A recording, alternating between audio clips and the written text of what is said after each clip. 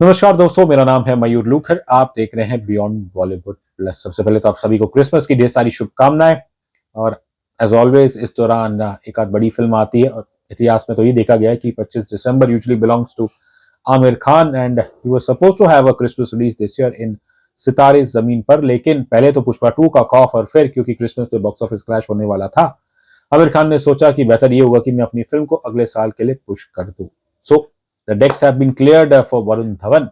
उन्होंने जो हाल ही में अपनी फिल्म के प्रमोशन के दौरान बताया कि बरसों से उनकी तमन्ना थी कि क्रिसमस पे कोई उनकी थिएट्रिकल रिलीज आए। So we have Baby John on Christmas.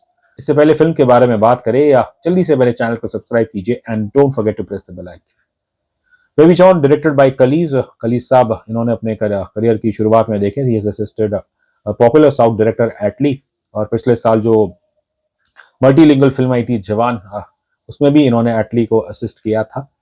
As a director ये कलीस की दूसरी फिल्म है। ये दौर ऐसा है कि रीमेक द शब्द किसी को पसंद नहीं आता, यहाँ तक कि अगर हिंदी अडेप्टेशन भी कहे तो शायद कुछ लोगों को वो भी चुभता है। तो मुझे नहीं पता क्या कहे, लेकिन सच तो यही है कि baby John is the Hindi adaptation of at least own film theory, जो 2016 में आई थी।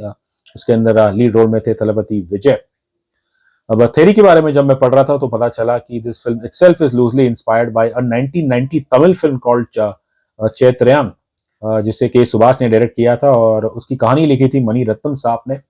And Theri was also said to be inspired by a Hollywood film called Home Front, जो 2013 में आई थी। सो अब आई है baby John, the official Hindi adaptation of Theri. अब I chose not to watch Theri, नहीं तो फिर वही कंपैरिजन हो जाता है। हम यही सोच से गए थे कि चलिए एक ओरिजिनल फिल्म देखेंगे। वरुण धवन ने हाल ही में ये कहा था कि करीब 55 दिन के बाद थिएटर्स में कोई बॉलीवुड की कोई बड़ी फिल्म आएगी, जो कि सत्य है। लेकिन जिन लोगों ने पुष्पा 2 देखी है, आई अज्यूम कि अधिकतम भारतीयों उन्होंने तो देख ही रही है थिएटर्स में तो पुष्पा 2। और कहीं ना कहीं मुझे लगा कि जो एक मैसेज पुष्पा 2 का भी था, basically that was about the honour of women, protecting a women's honour, वही चीज तो हमें दर्शकों को बेबी जॉन में मिलेगी। बस फर्क यह है कि बेबी जॉन में एकदम जो एजेंडा है, जो मैसेजिंग है, उसे खुल के एकदम बताया गया है। So basically baby John is lastly about taking a stand against sexual crimes against women and even children। और बीच में इन्होंने जो बच्चों को भीख मंगवाते हैं उसके बारे में भी बात की है। अगर आपको याद हो, जवान के अंदर भी कई सारे इश्यूज, सोशल इश्यूज को डाला था, लेकिन वो जो स्क्रीन प्ले था मुझे तो बिल्कुल खिचड़ी लगा था जवान का। मुझे वो फिल्म नहीं पसंद आई थी। और भले ही यहाँ पे एटली एज ए प्रेजेंटर ही है, लेकिन क्योंकि उन्होंने ओरिजिनल थ्योरी बनाई है तो फिर बस कली साहब ने उनकी हिंदी में डायरेक्ट कर दिया। और कली साहब का नाम तो है स्क्रीन प्ले में, लेकिन जो मुझे लगता है कि कम से कम जो हिंदी के मैक्सिमम डायलॉग्स है वो तो सुमित अरोड़ा ने ही लिखे होंगे। और इस फिल्म को दूसरी भाषाओं में भी शायद रिलीज किया गया, लेकिन प्राइमरीली तो ये एक हिंदी फिल्म है। मैसेजिंग में मुझे कोई प्रॉब्लम नहीं है, क्योंकि this is the sad reality of India कि women safety is always been a huge concern. और इस फिल्म में तो कुछ आंकड़ों की भी बात करते हैं कि जैसे कि हर एक घंटे में भारत में शायद कुछ 5 रेप होते हैं। और कुछ एक आध सीन है जो बहुत ही दर्दनाक है देखने के लिए, लेकिन वो आपको एहसास जताते हैं कि कैसे दरिंदे हमारे देश में मौजूद है और जो औरतों के खिलाफ ऐसा घिनौना काम करते हैं, उन्हें रेप करके फिर उन्हें जला देते हैं। तो मैसेजिंग के हिसाब से कोई प्रॉब्लम मुझे नहीं है इस फिल्म से, लेकिन जो समस्या है, देखिए बलात्कार, रेप्स, ये बहुत ही गंभीर मामला है। और क्या ऐसे क्राइम्स, क्या इन्हें एक larger than life cinema narrative में दिखाना चाहिए? पर्सनली आस्मी, मुझे ये बिल्कुल जमता नहीं है। अब इसी साल हमने देखा था कि तमिल फिल्म आई थी महाराजा, विजय सेतुपति और अनुराग कश्यप की। उस फिल्म के अंदर भी क्राइम अगेंस्ट वुमेन था, लेकिन अब तरीका देखिए किस तरह। वो कोई लार्जर देन लाइफ कुछ उन्होंने इस्तेमाल नहीं किया। It was very realist. और जो क्राइम एस्पेक्ट है उसे ऑब्वियसली आप ज़्यादा पर्दे पे दिखा नहीं सकते हैं, लेकिन जो तरीका महाराजा के डायरेक्टर ने इस्तेमाल किया था, राइटर्स ने, आई थिंक वो मेरे ख्याल से काफ़ी वो एक मच्योर और एक सेंसिटिविटी उन्होंने दिखाई थी इस इशू को हैंडल करने के लिए। तो आई फेल दैट कि महाराजा इस गंभीर मुद्दे को लेके जो एक राइट मैसेजिंग थी वो तमिल फिल्म में थी, लेकिन दुर्भाग्य से आई थिंक बेबी जॉन एक लार्जर देन लाइफ नैरेटिव का इस्तेमाल करके वो इस इशू को मेरे ख्याल से कहीं ना कहीं ट्रिविलाइज ही कर देता है। अक्सर मेरे जहन में एक सवाल रहता है कि क्या कभी ये फिल्म मेकर्स, एक्टर्स, क्या ये रियल विक्टिम्स या उनके परिवार वालों से मिले हैं? क्या कभी किसी ने उनसे पूछा है कि देखिए वी आर वेरी सॉरी कि आपके साथ क्या हुआ है, और लेकिन जो दृश्य आप दिखा रहे हो अपने फिल्म में, सच बताइएगा, क्या ये rebel rousing larger than life thing, क्या उसे देख के जो विक्टिम्स हैं या फिर उनके परिवार वाले हैं, क्या वाकई में उन्हें लगेगा कि कोई उनके लिए आवाज़ उठा रहा है?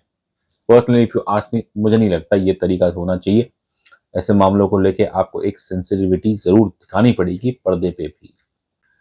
बस ये फिल्म देख के मुझे ऐसा लगा कि एटलीस्ट एंड डायरेक्टर कलीस, वो तो बस जो एक आक्रोश है लोगों का, जनता का टुवर्ड सेक्सुअल क्राइम्स को लेके, बस आप उसे ही कहीं ना कहीं उसे बस आप अपने वेस्टर्न इंटरेस्ट के लिए उसे एक्सप्लॉइट कर रहे हो। और मैं इनकी नीयत पे बिल्कुल डाउट नहीं करता हूँ। लेकिन जो ये नैरेटिव है स्लाइस ऑफ लाइफ का, माफ करना, जो लार्जर देन लाइफ का जो तरीका है, मेरे ख्याल से कम ऐसे घिनौने अपराध, सोशल इश्यूज, उसके लिए ये ट्रोप इस्तेमाल नहीं करना चाहिए। बस इससे ज़्यादा और क्या कहूँगा, बस कहानी का बस यही है कि एक हमारे वरुण धवन साहब पहले मुंबई में बेस्ड थे, इंस्पेक्टर सत्य वर्मा, बिल्कुल जैसा नाम है ये सत्य की मिसाल है। और फिर कुछ एक हादसा होता है जिसके अंदर इनकी पर्सनल लॉस होता है, and then he runs away with his child, little child, that's Khushi, played by baby Zara. और ये जाके केरला में किसी छोटे से प्रांत में बसे हुए हैं, वहाँ जाके इन्होंने बाल बढ़ा लिए हैं, दाढ़ी रख ली और अपना नाम रख लिया है जॉन डिसिल्वा। और बस ये अपनी ज़िंदगी में ऐसा लग रहा है संतुष्ट है। तो फिर केरला में कुछ होता है जिसके कारण इन्हें फिर से अपने सत्य वर्मा रूप में आना पड़ेगा। हैरान करने वाली बात यह है कि यहाँ पे सिर्फ इंस्पेक्टर सत्या वर्मा नहीं, लेकिन उनके साथ के जो साथी हैं, कांस्टेबल राम सेवक, एक्सप्लेड बाय राजपाल यादव, वो भी केरला चले जाते हैं। अब बताइएगा कि केरला में जाने के बाद चलिए आप एक नया नाम रख ले, बट क्या गुंगराले बाल रखने से आप मलयाली बन जाएंगे? सिमिलर थिंग जो वामिका गबी का कैरेक्टर है, उन्हें बताया गया है कि तारा एक केरला के स्कूल में टीचर है, जो सत्यवर्मा की बच्ची है खुशी, ये उनकी क्लास टीचर है।